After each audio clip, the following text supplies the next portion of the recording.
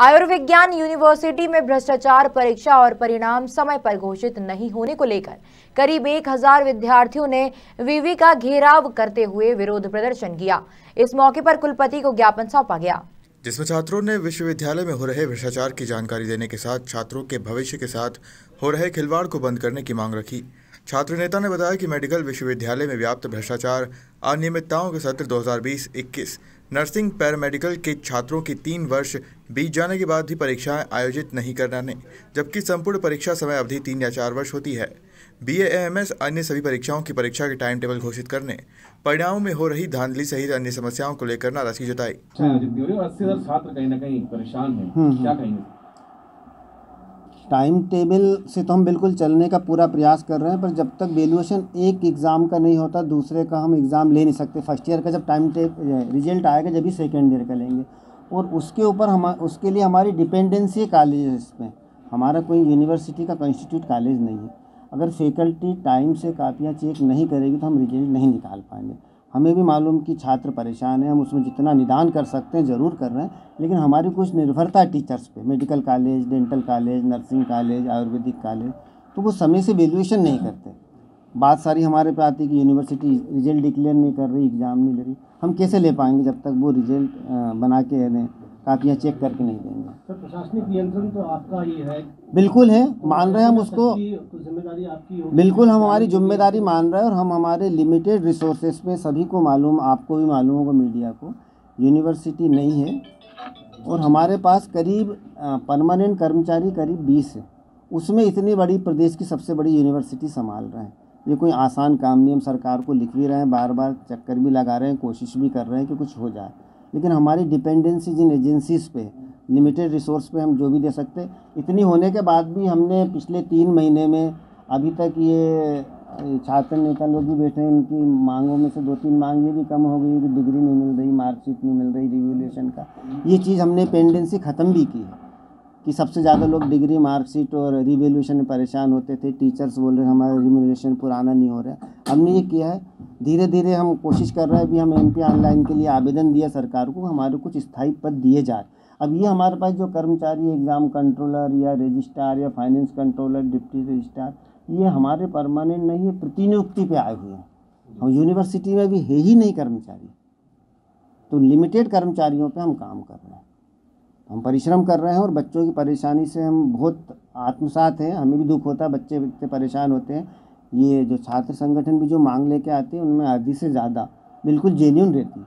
हम चाहते हैं इनसे भी संवाद बनाए, और उन्होंने ऐसा नहीं कि हम ये मांग पत्र लिया और डाल दिया। इनके जितने भी संगठनों ने दिया, हमने उसकी फाइल बनाई, उसको एक एक बैठ के चिन्हित किया और कौन कौन सी जेन्युइन है उसको सॉल्व भी किया। अभी इनके साथ हम साझा भी करेंगे ये बात है कि जो मांगे ये रखते हैं कोई बेकार की नहीं है, इसमें बहुत सारी काम की रहती है। और हमारे को संज्ञान में कई बार देखने के बाद आता है कि ये कैसे चुप गया, तो हम उनको संज्ञान भी लेते हैं और उस पर एक्शन भी करते हैं। तो जो प्रैक्टिकल समस्याएं हैं, मसलन 4 साल का कोई कोर्स होना है, कोई 3 साल का होना है, तो इसमें ड्यूरेशन उनकी बढ़ रही है, तो अंततः पर किस तरह से इसका समाधान कैसे? देखो, एक बात सुनो, बच्चे क्या करते हैं, अब आप इस कि पिछले 2 साल तो जीवन के, आपके, मेरे, इनके, दुनिया के सभी के ख़राब हुए कोरोना में। एक तो उसको भी जोड़ देते हैं। दूसरा, जिन कॉलेज को इस यूनिवर्सिटी ने एफिलिएशन नहीं दिया, अब बच्चों को वो कॉलेज पहले से एडमिशन दे के बैठ जाता है, जबकि कॉलेज वालों को ना तो, जिन कॉलेज को एफिलिएशन मिला नहीं है उनको ना तो कॉलेज वालों को चाहिए कि एडमिशन दे, और ना ही बच्चों को चाहिए कि उसमें एडमिशन ले। ये दोनों का फॉल्ट है। अब हमारी तो कोई इसमें गलती नहीं कि आप, हमने जिस कॉलेज को संबद्धता नहीं दी उसमें बच्चे एडमिट हो गए। अब फिर बच्चे ग्रामीण होते हैं, मध्यम वर्गीय परिवार के होते हैं, गरीब परिवार के होते हैं, फिर एक इकट्ठा हो जाता है कि भाई हमारा भविष्य क्या हो जाएगा। तो उसमें एक सिंपैथेटिक व्यू आता है, कोर्ट का भी, सरकार का भी, छात्र नेताओं का भी, प्रेस का भी, कि यार बच्चों का भविष्य क्या होगा। और ये परंपरा बरसों से आ रही है कि कॉलेज मैनेजमेंट बच्चों को ढाल बना लेता है। अब हमको ये अनियमितता किसी ना किसी जगह तो रोकना ही होगी। आज जैसे करीब हमने पिछली मीटिंग में 100 कॉलेज के लगभग संबद्धता रोकी। अगर ये एक डबल एजेड सोर्ड है, नहीं रोकते तो आप लोग ही, छात्र संगठन, प्रेस, मीडिया बोली। आपको एक बात बताऊं, रिवैल्यूएशन में क्या होता था, कोई बच्चा फेल हुआ किसी तरह, उसने करके मालूम पड़ लिया कहाँ जा रहा है, क्या जा रहा है, ये बहुत आरोप लगते थे यूनिवर्सिटी में। किसी बच्चे ने शिकायत की भाई रिवैल्यूएशन तो हमारा राइट है, तो हमने 100% डबल वैल्यूएशन शुरू कर दिया। 2 टीचर एक बच्चे की कापी चेक करेगा। आपने 25 दिए, आपने 27 दिए, तो बेस्ट ऑफ 2 बच्चों को 27 मार्क्स देंगे। तो रिवैल्यूएशन का ख़त्म, तो वो जो आरोप प्रत्यारोप लगते वो भी शून्य हो गए। तो हमने इतनी पारदर्शिता लाई। उसके बाद भी बच्चों को चाहिए कि उसको कम मार्क्स मिले, RTI से कापी ले ले, उसको कापी भी हाथ में दे देते फ़ोटो। हम ये कर रहे हैं। प्रदेश भर के बच्चे सर यहाँ पर कई बार आने होते हैं, हेल्पलाइन किस तरह से संचालित? देखो, हेल्पलाइन हमने एक तो आते ही सबसे पहले एक तो हेल्प डेस्क बनाई है। उसमें आपको हमेशा 3 फ़ोन लड़कियां हैं चालू रखती है। वो नाम लिखती है, कंप्लेंट लिखती है, नंबर लिखती है, उनका फ़ोन नंबर लिखती है, और उसके बाद उनको रिप्लाई भी करती है फ़ोन पे कि आपका क्या हुआ। आप जाते जाते उस पर होके जाइए। हमारे कर्मचारी लगातार बैठे रहते हैं, उसको हम भी मॉनिटर करते हैं। हम व्यक्तिगत रूप से भी हर बच्चों की समस्या सुनते हैं। क्या क्या सुविधाएं सब छात्रों को मिल पाएंगी इस हेल्पलाइन नंबर के माध्यम से? जैसे बच्चों का क्या रहता है कि कुछ बच्चे तो जैसे उसकी मार्कशीट में कुछ त्रुटि है, तो उसमें 10-15 दिन का लगता है। जिस दिन उसने अप्लाई किया उसी दिन आ जाता है हेल्पलाइन में। एक प्रोसीजर में समय लगता है।